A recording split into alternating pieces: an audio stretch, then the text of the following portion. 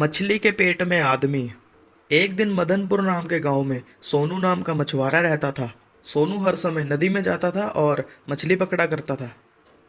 हर दिन की तरह सोनू ज्यादा मछली पकड़ने के चक्कर में नदी की गहराई में चला जाता है। तभी उसकी नजर एक जलपरी के ऊपर पड़ती है। सोनू सोचने लगा, अगर मैं जलपरी को पकड़ के बेच दूं तो मैं रातों रात माला माल बन जाऊंगा। सोनू जलपरी को पकड़ने के लिए आगे बढ़ता है। तभी जलपरी की नज़र मछुआरे के ऊपर पड़ जाती है। ये देखकर जलपरी वहां से भाग जाती है। सोनू अपनी गलती के कारण जलपरी को पकड़ नहीं पाता है और वो निराश होकर अपने घर वापस आ जाता है। अगले दिन सोनू फिर से नदी में जाता है और वो जलपरी को इधर उधर ढूंढने लग जाता है। बहुत देर ढूंढने के बाद सोनू की नज़र उस जलपरी के ऊपर पड़ जाती है। सोनू सोचता है, आज जैसे भी करके इस जलपरी को मैं पकड़ ही लूंगा। ये कहते हुए सोनू जलपरी को पकड़ने जाता है।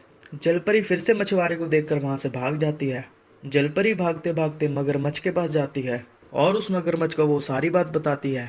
ये बात सुनकर मगरमच्छ हैरान हो जाता है और बोलता है, मेरे होते हुए तुम्हें कौन मारना चाहता है?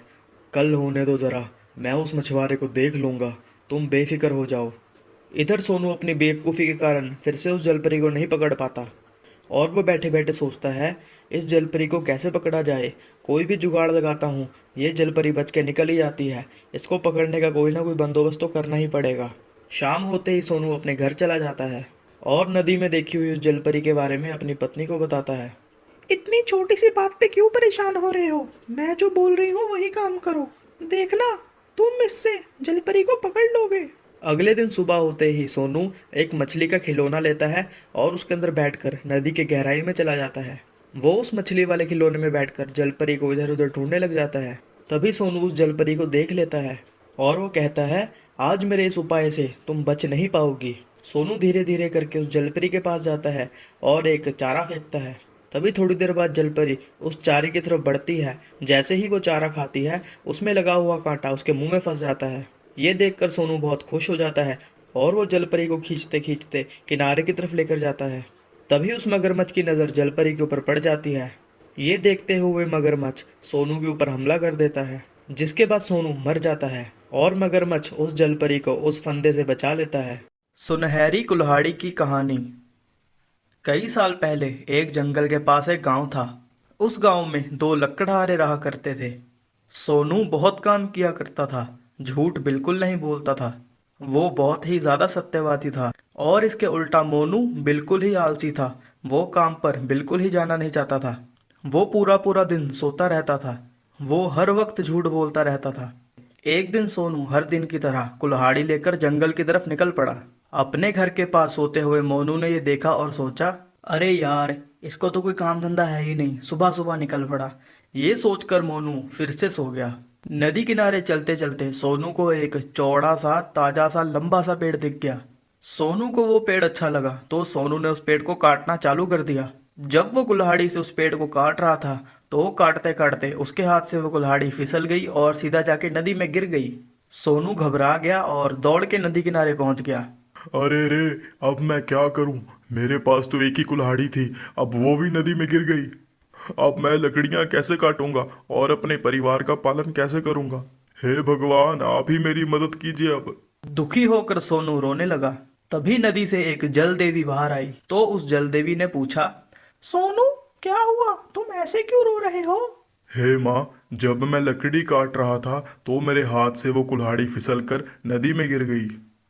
मैं उस कुल्हाड़ी के बिना अपने परिवार का पोषण नहीं कर सकता। अब मैं क्या करूँ माँ? तब उस जल देवी ने कहा, घबराओ मत सोनू, मैं तुम्हारी कुल्हाड़ी अभी खोज कर लाती हूँ। ये बोलकर वो जल देवी पानी में चली गई। थोड़ी देर बाद एक चांदी की कुल्हाड़ी लेकर जल देवी बाहर आई। सोनू, क्या ये तुम्हारी कुल्हाड़ी है? हे माँ, ये मेरी कुल्हाड़ी नहीं है, मेरी तो लोहे की कुल्हाड़ी है। जल देवी वापस पानी में चली गई और इस बार वो एक सोने की कुल्हाड़ी लेकर आई। सोनू, यही तुम्हारी कुल्हाड़ी है ना? ठीक से देखकर बोलो, पहचानो इसे। हे माँ, ये तो सोने की कुल्हाड़ी है, ये मेरी कुल्हाड़ी नहीं है। मेरी तो लकड़ी काटने के लिए एक मामूली सी कुल्हाड़ी है। तो वो जल देवी फिर से पानी के अंदर चली गई और इस बार वो सोनू की कुल्हाड़ी लेकर आई। ये देखकर सोनू ने कहा, माता, यही मेरी कुल्हाड़ी है। आपने मेरी जो सहायता की मैं जिंदगी भर नहीं भूलूंगा। मैं आपका ऋणी हूँ, आपको प्रणाम करता हूँ। सोनू, मैं तुम्हारी सच्चाई देखकर बहुत खुश हुई। ये लो, ये तीनों कुल्हाड़ी मैं तुम्हें भेंट स्वरूप देती हूँ। ये कहकर उस जल देवी ने तीनों कुल्हाड़ी सोनू को दे दी। उन तीनों कुल्हाड़ियों को लेकर सोनू बहुत खुश हुआ और वो हंसते हंसते घर की तरफ चले गया। अपने घर जाते हुए सोनू को मोनू ने देखा और सोचा, अरे सुबह तो लोहे की कुल्हाड़ी लेकर गया था, अभी सोने और चांदी की कुल्हाड़ी साथ लेकर आ रहा है।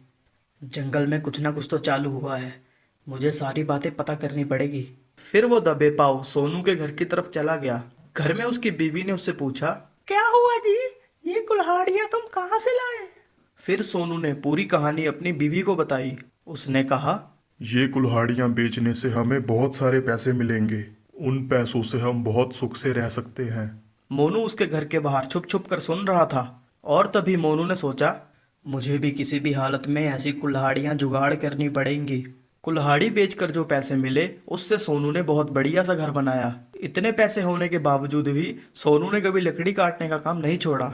सुबह सुबह जब वो लकड़ियाँ काटने निकल रहा था तब मोनू ने सोचा, अरे ये कितना बेवकूफ़ आदमी है, इतने पैसे कमाने के बाद भी अभी तक इसने लकड़ी काटने का काम नहीं छोड़ा। अगर इतने पैसे मैंने कमाए होते तो आराम से सोकर अपनी ज़िंदगी व्यतीत कर लेता। वो जल देवी कहाँ रहती है, मुझे पता करना पड़ेगा। ये सोचकर वो वहां से चला गया। मोनू जब जंगल की तरफ जा रहा था उसे नदी किनारे पेड़ काटता हुआ सोनू नजर आया। अच्छा तो ये बात है, इसकी कुल्हाड़ी पक्का इसी नदी में गिरी होगी, जरूर वो जल देवी भी यहीं रहती होगी। मोनू दौड़ते हुए नदी किनारे पहुंचा। उसने अपनी कुल्हाड़ी उठाई और नदी में फेंक डाली। अरे बाप रे, मेरी कुल्हाड़ी तो नदी में गिर गई है। भगवान, मेरी कुल्हाड़ी किसी भी तरह मुझे वापस दिलाइए। हे भगवान, मेरी मदद कीजिए। इस तरह मोनू मगरमच्छ के आंसू बहाने लगा। फिर पानी में से जल देवी बाहर आई और पूछा, क्या हुआ बेटा, क्यों रो रहे हो? मेरी कुल्हाड़ी नदी में गिर गई है माँ, मैं क्या करूँ, मुझे कुछ समझ नहीं आ रहा। मैं इसलिए रो रहा हूँ माते।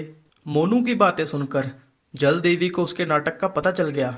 तो जल देवी ने सोचा इसको अच्छे से सबक सिखाना चाहिए। तो वो पानी के अंदर चले गई और लोहे की कुल्हाड़ी लेकर वापस आई। क्या ये तुम्हारी कुल्हाड़ी है? तो मोनू ने सोचा, ये क्या हुआ, सोनू ने तो कुछ और बताया था, ये तो पहले मेरी कुल्हाड़ी लेकर बाहर आई। तो मोनू ने बोला, ये कुल्हाड़ी मेरी नहीं है माते। तो जल देवी वापस पानी के अंदर चले गई। तो चांदी की कुल्हाड़ी लेकर बाहर आई और कहा, क्या ये तुम्हारी कुल्हाड़ी है? तो मोनू ने कहा, नहीं माँ, ये मेरी कुल्हाड़ी नहीं है। इस बार जल देवी सोने की कुल्हाड़ी लेकर बाहर आई।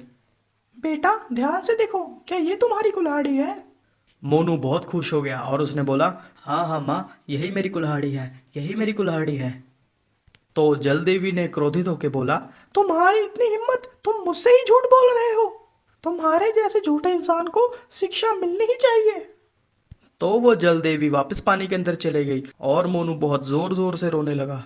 अरे मेरी कुल्हाड़ी, मेरी कुल्हाड़ी, मैंने झूठ कहा था माँ, मुझे माफ कर दो। मैं आइंदा से ऐसा नहीं करूँगा, मैं कुल्हाड़ी के बिना नहीं जी पाऊंगा। मोनू बहुत रोया पर कोई फायदा नहीं हुआ। फिर पछताते हुए वो वहां से चला गया। शिक्षा, सच्चाई की राह पे चलने से भगवान हमेशा साथ देते हैं।